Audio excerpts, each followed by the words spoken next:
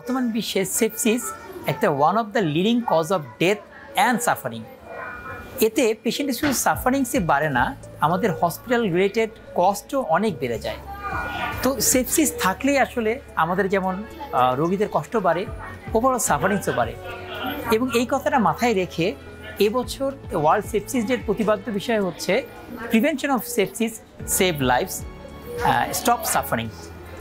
তো কথাটা শুনেই বুঝতে পারছি যে যখন একটা পেশেন্ট সেপসিসে চলে আসে তাহলে আসলে আমাদের অনেক কিছুই করার থাকে না।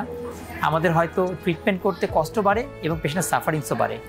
তো এটা বাঁচার জন্য আসলে prevention is better then cure. কেন এই কথা বলা হচ্ছে?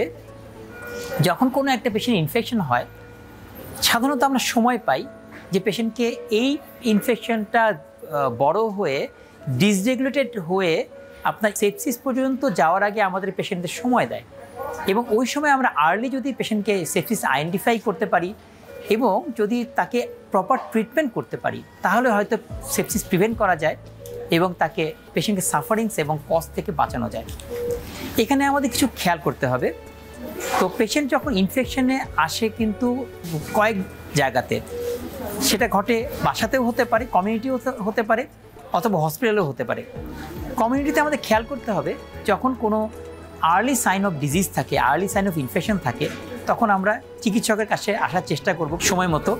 এবং একজন চিকিৎসকও হয়তো আমাদের মডেল টুলস দিয়ে সেপসিসকে আর্লি আইডেন্টিফাই করে আর্লি ট্রিট করলে হয়তো সেটা গাঢ় হবে না, সাধারণ ইনফেকশন সেপসিসে রূপান্তরিত হবে না। আর বিশেষভাবে আমি একটা কথা উল্লেখ করতে চাই, হসপিটালের ক্ষেত্রে ব্যাপারটা একটু ভিন্ন। একটা রোগী হসপিটালে বিভিন্ন কারণে ভর্তি হন।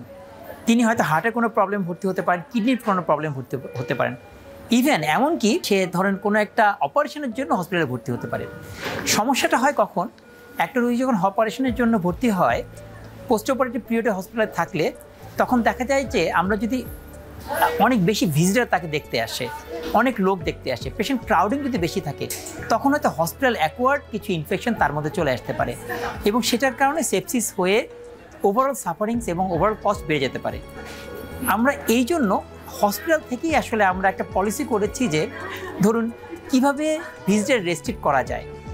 ভিজিটার রেস্ট্রিকশন শুধু কিন্তু এটা কিন্তু হসপিটালের স্বার্থে না, এটা পেশেন্টেরই স্বার্থে।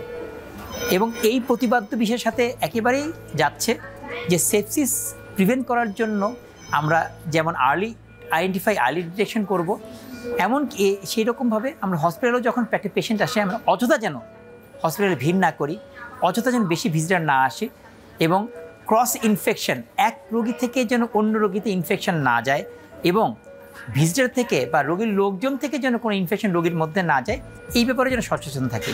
তাহলে সত্যিই আমরা সেপসিস প্রিভেন্ট করতে পারবো, লাইফ সেভ করতে পারবো এবং সাফারিংস থেকে রক্ষা করতে পারবো। ধন্যবাদ।